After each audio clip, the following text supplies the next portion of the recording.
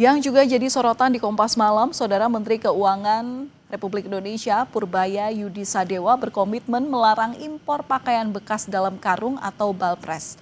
Dirinya bahkan dengan tegas akan menangkap pihak yang menolak rencana larangan impor pakaian bekas.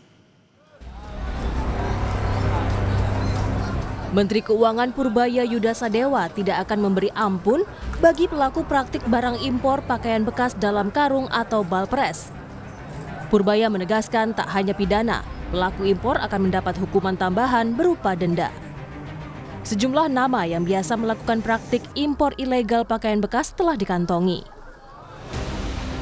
Purbaya memastikan pedagang pakaian tidak akan kekurangan supplier karena bisa memanfaatkan barang dari produsen dalam negeri. Nama-namanya saya udah punya sih, siapa yang tukang itu yang biasanya tukang impor segala macam. Saya harapkan mereka mulai hentikan itu karena ke depan kita akan tindak. Sekarang pun di lapangan kita periksa terus dari waktu ke waktu. Kalau ketangkap ya nggak bisa kayak dulu lagi kira-kira. Jadi orang kan suka bingung kalau itunya mati berarti nggak ada supply. Supply-nya barang-barang domestik harusnya nanti.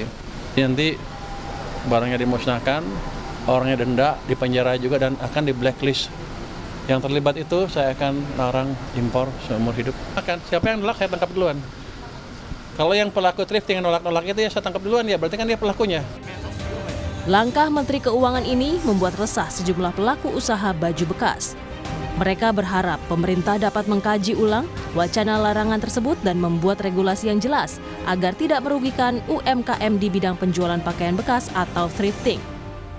Sangat berdampak sih Bang, mungkin saya sebagai karyawan pengen buat thrifting ya tetap ada, entah nanti regulasinya seperti apa, karena thrifting juga kalau diambil dari sisi positifnya kita mengurangi pengangguran juga, mengurangi limbah juga, terus kita barang-barangnya meski di luar terus tetap steril. Sedih pastinya gitu, karena mata pencarian kami di sini gitu.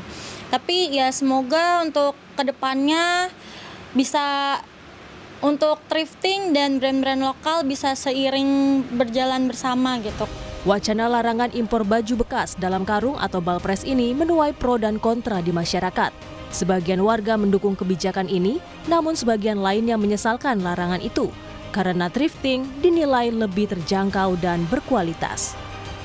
Kalau menurut aku sayang banget sih, karena kan emang banyak anak-anak muda, terutama remaja-remaja yang seumuran aku tuh suka banget thrifting, apalagi emang model-modelnya tuh modis kan zaman sekarang.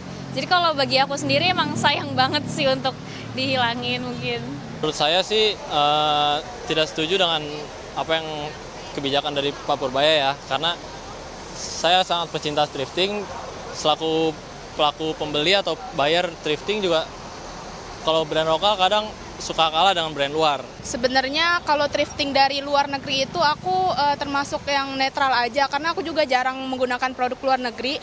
Nah, mungkin dari Menku Purbaya itu sangat bagus ya kebijakannya untuk thriftingnya itu dari lokal aja gitu, menstop dari luar negeri.